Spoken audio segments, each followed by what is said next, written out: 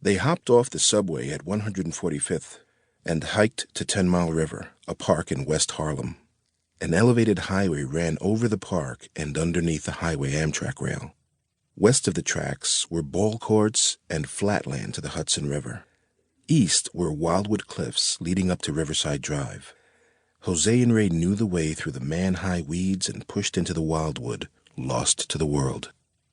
Hidden in the junk trees midway up a cliff was a burnt-out station house left over from the 1920s when the rails needed switchmen. Made of brick, the hut was good shelter, though the boys made it more than that. They'd used tin ripped off from gravel yard fences under the highway to patch the roof. A streetlight tap fed the air conditioner, heater, refrigerator, hot plate.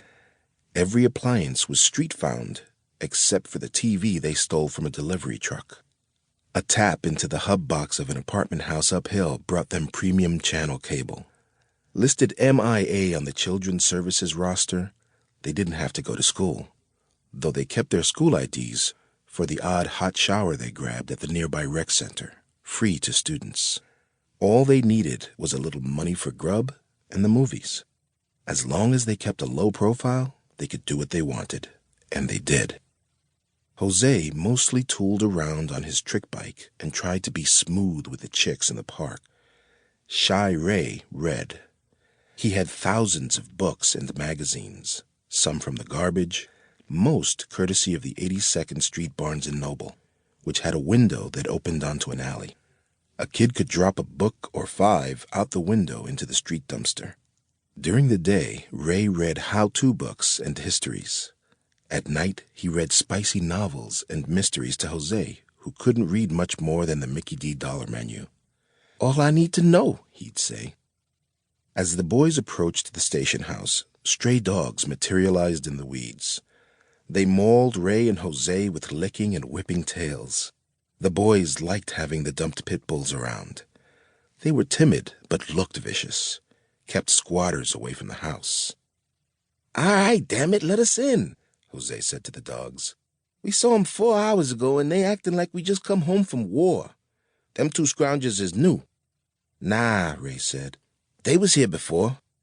Now I remember. They're the fair weather friends. We run out of food, they run out with it." "I like 'em," Ray said. "I'd eat 'em if you let me.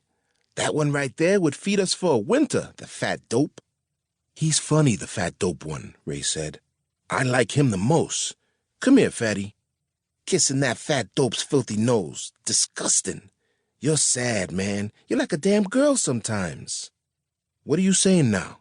I'll show you how much of a damn girl—" Relax about it." Jose flopped into his bunk, a half-dozen dogs cuddling him.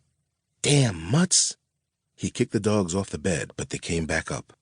"Son, wake me when you get back from fishing, and I'll help you cook the fish." Jose rolled over and fell asleep in a breath. "Calling me a damn girl," Ray muttered. "Punk." He grabbed his reels, tackle, and a book, skateboarded down to the river, and set his lines. That done, he cut through the weeds, slipped through a rip in the chain link, dropped into the train tracks, and wormed his way through the trackside trash to a car that had been boosted and torched. This was the boys' safe place for the odd times the cops parked alongside the woods or the pipeheads stumbled into the station house, hunkered there to cook up their methamphetamine. Now and then the junkies swiped the TV, easily replaced with an upgrade from a delivery truck with a weak padlock. Ray pulled up the car's back seat.